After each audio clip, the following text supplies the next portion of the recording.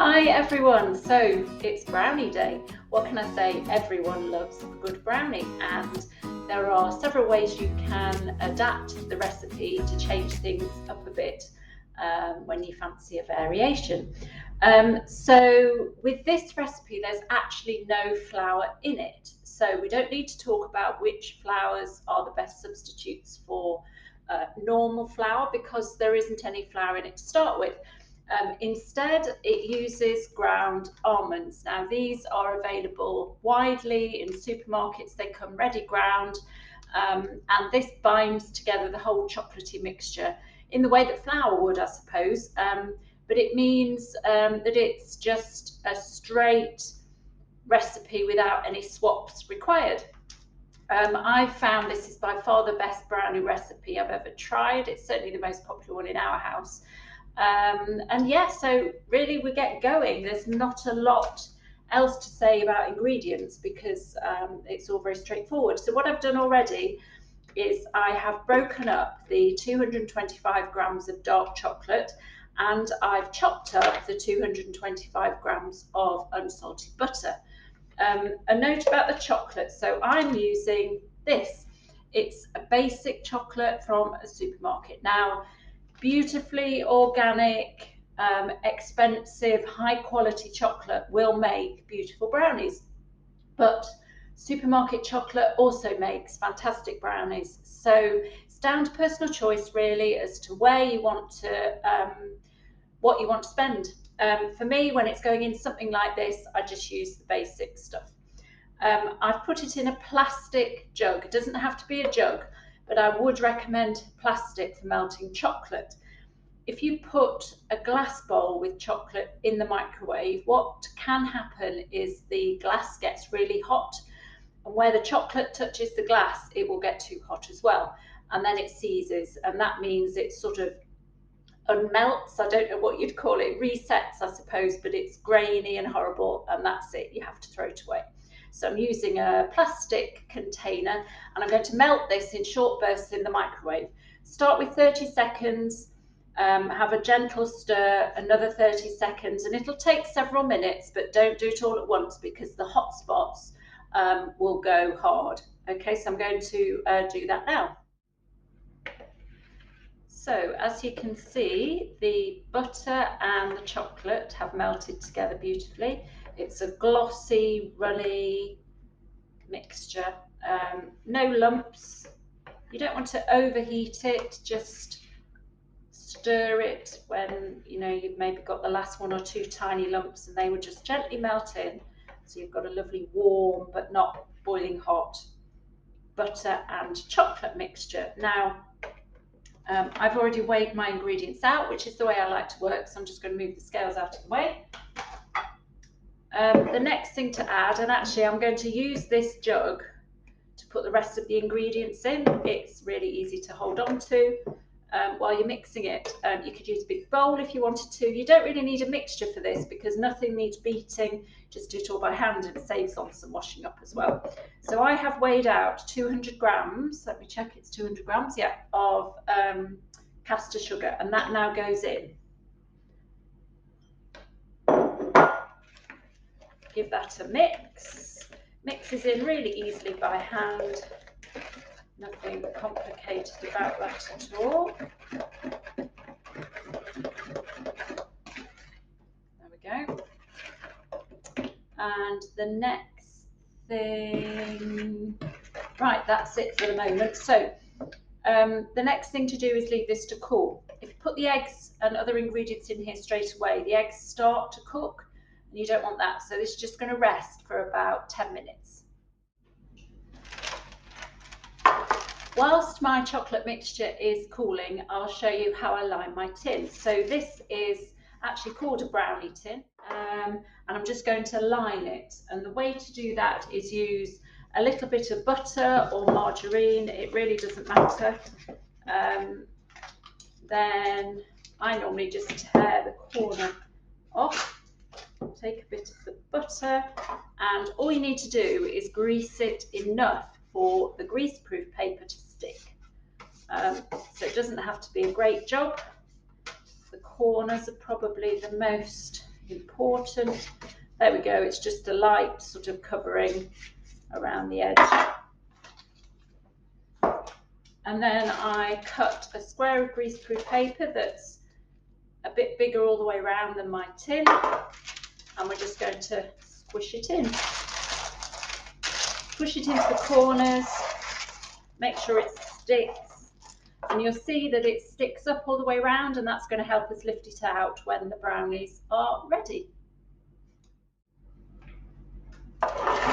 So my mixture has been cooling for about 10 minutes, and now it's time to add the eggs and the almonds. So I have 150 grams of ground almonds. I haven't weighed these out because the packet is 150 grams worth. So those go in. I'm just going to mix those in roughly. You can see it's just starting to thicken now. And then I have 3 large eggs. So always break your eggs into a separate bowl. I'm actually just using the bowl that the sugar was in. If you break a shell and it goes in, it's easier to fish it out than if it's already in with the brownie mixture. So, 3 eggs. Just lightly beat them to break the yolks up really. They don't need to be whisked. You don't want lumps. And then they can go into your mixture. Now that needs a good stir.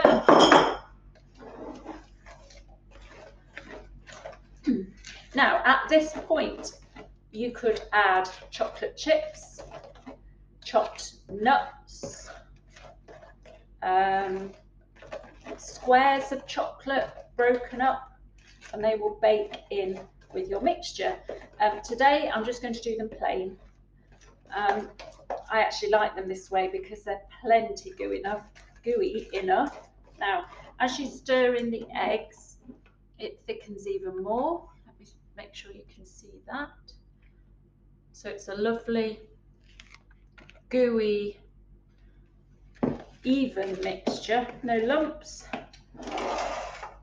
And again, this is why I like using a big jug.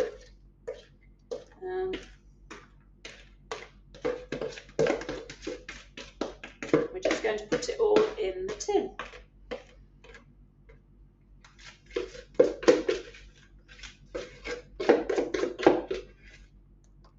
Now, if you have a slightly different size tin, pop a message in the Facebook group and I'll help you calculate the amount of mixture you need. So there we go. That is ready now to go in the oven, which I did put on at the beginning of the tutorial. I don't think I mentioned that. If you didn't put it on then, just pop it on now and wait for it to heat up, and then this can go in. So the brownies have come out of the oven. I'm going to leave them in the tin to go completely cold. Brownies will be wobbly still in the middle. If you put a skewer in there, it'll still be sticky. That's okay. They've been in the oven long enough for the egg to cook, and now they just need to firm up.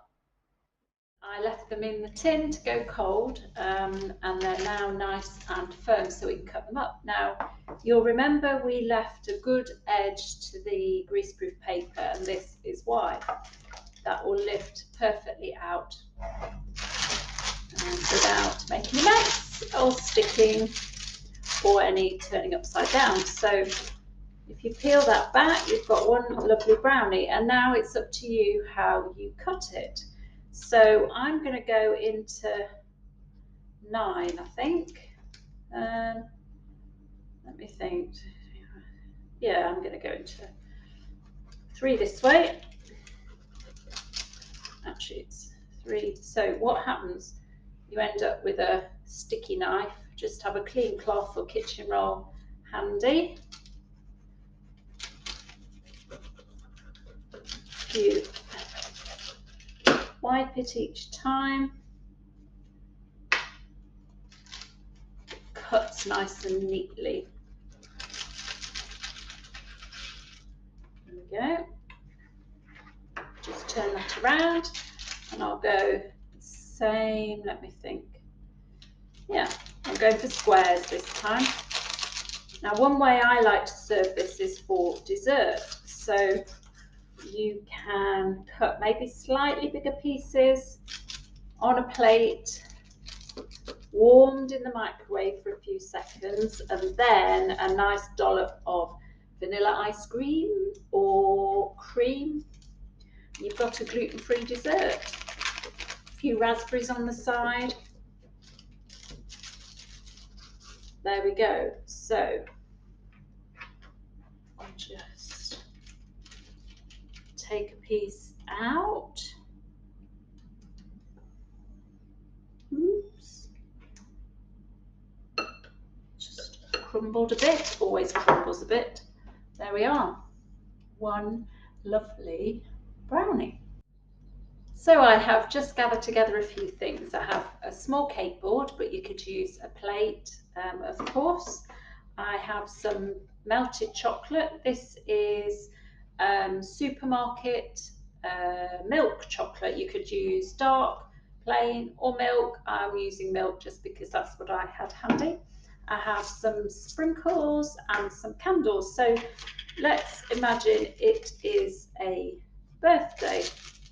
Can all make birthday cakes, but obviously sometimes it's nice to do something different. So all I'm going to do is stack up these amazing brownies on sticky. They're actually ever so slightly warm. Having said I'd left them to go completely cold, they're actually ever so slightly warm. So they are better used when completely cold, but you'll be able to see what I mean. So that one's fallen over, but it doesn't matter. Here we go. Actually, let's move that one out of the way because that's the corner. It's not standing up very well. So let's keep stacking. I'll go, oops, at the back as well. Last one. You get the idea. So this is, let's use that nice square I made earlier. So here we have a stack of brownies. I am now going to have some fun with some melted chocolate. Now, you don't really need more chocolate, but there's a reason I'm doing this. How are we doing? When it sets, it will help to stick it all together. Also, we can add sprinkles.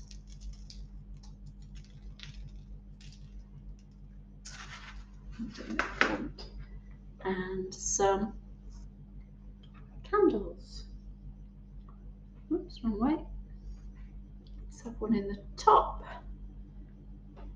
one in there.